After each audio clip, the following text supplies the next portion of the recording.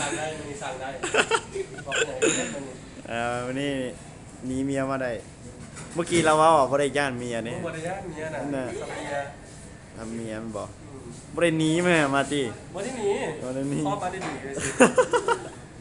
นี่แล้วไปส่งข่าวอยู่บ้านนี่นะเมื่อเงินนี่นอนอยู่นอกเรือนแล้วไม่เห็นละ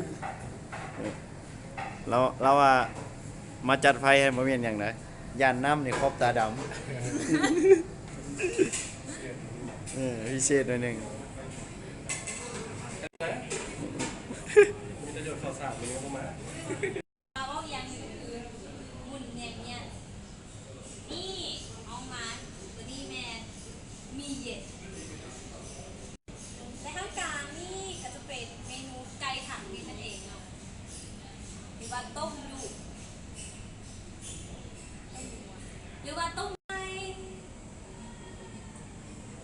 คุณบอกว่าตอนนี้เขาก็ถ่ายเรียบร้อยแล้วเนาะ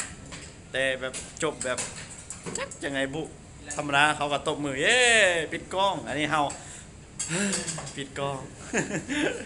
นี่อันนี้มันไอ้ปานเนาะปานวินบล็อกนี่ผมเห็นนี้เมียมาได้เราว่าเมียให้มาแล้วก็บ่ต้องขอเมียอีกมาแบบเพราะวันใจกล้าน่ะมาพาละกันมายังไงบอกมาให้ฮับไส้นะเอาอุปกรณ์มาลองใส่ค่าจ้างฮู้ว่าเป็นหยังน้ำดื่มแต่กินยังบ่หมดคึกตุกมีแต่เท่านั้นแหละแล้วตอนนี้มาเบิ่งกิน